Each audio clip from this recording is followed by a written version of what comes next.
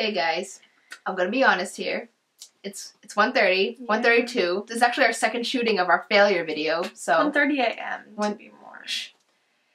So it's late. We've ate snacks. We've worked so hard, and this video is one of our biggest failures. It's our lowest point, but you know, from then on we can work up, get better, never fail like this again. So this is just a disclaimer. There are many pauses. The was out of focus. The shot's just wrong. And when we talk together, we sound a little demonic. It's a little scary. It's a little scary. I look a little scary. It's the girl in the white dress. All right, that's Anyways, it. Bye. That's it. Bye. That's good. I'm Amanda. I'm Maggie. And we're going to perform a poem about Meninism called This is Why We Don't Need Meninism.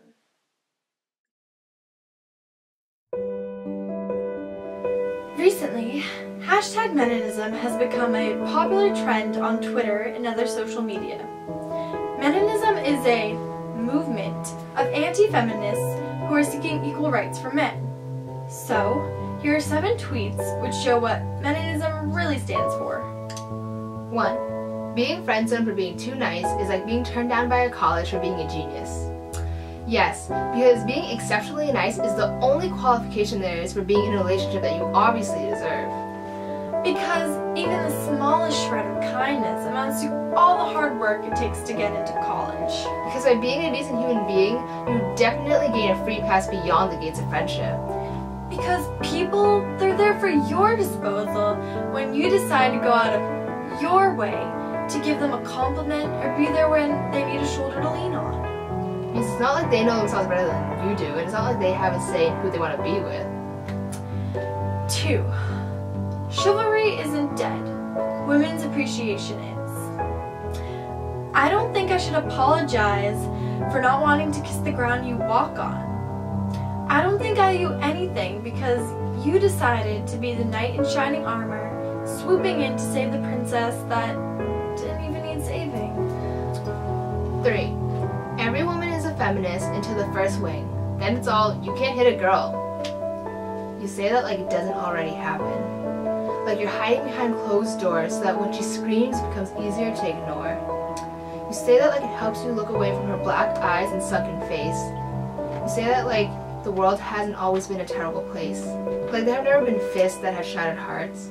And there have never been booming voices that have torn lives apart. You say all of this as if you're fighting for a day when you finally hit someone and it'll be okay. 4. If you watch Cinderella backwards, it's a refreshing film about a woman who learns her place. And there's nothing wrong with a woman who is comfortable having the same humble beginnings as Cinderella.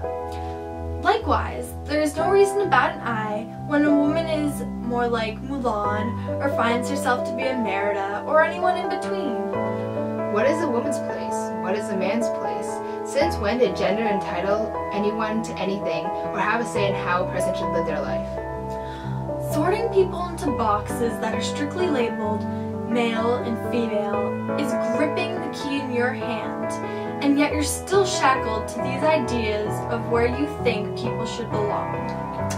5. Heartbreak is a lot like rape. Women think that it only happens to them. Is it women or is it society? Perhaps it's the gender roles conceived by societal conditioning, where male rape is often seen as a joke. But see, is it a joke when a person is subjected to victim blaming and an invasion to their right to their body, their right to their privacy, their right to not having to hide their pain behind chuckles and pats on the back because a man can't be raped, and their only option is to accept what they are given, accept how they are treated. Is it funny when a person's consent is robbed from them and they're degraded to a state of vulnerability that no one deserves to go through? Is it funny when the shame they feel is refused to be validated by the people around them? But in the end, aren't we all people? Flesh raw from the cutting gazes of ridicule, blood that flows like lead that we're embarrassed to even acknowledge keeps our heart beating, bones that can from the weight of the atmosphere, but feel like twigs against the gusts of cruel judgment.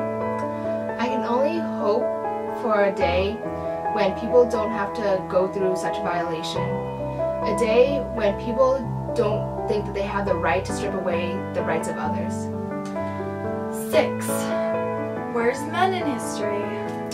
Can you seriously ask that, having sat through history lesson upon history lesson where men have dominated every conversation? You see, you hear about Justinian I, the man who stopped the Nika Rebellion, but you forget that Theodora, his wife, was the backbone of the entire operation. You hear about Charles VI, the Holy Roman Emperor, but you don't hear about his daughter, Maria Theresa, who fought nations to preserve her right to the throne. You hear about Watson and Crick, but you forget about Rosalind Franklin, who dedicated her life in the name of science, only to be rewarded with a footnote. So, you tell me, where's men in history? 7. How many feminists does it take to change a light bulb? None. They can't change anything. Is it that they can't change anything? Or is it that you're so afraid of women finally having a chance to be equal in this world? Are you afraid of the fire in their hearts? Or the passion in their voices when they brush off erasure and emerge from the voiceless? Are you so fearful of change that you're fighting for men's rights as if equality for women means less for men in life? So open your eyes and see what feminism really strives for. Instead of fighting for some men who already have more.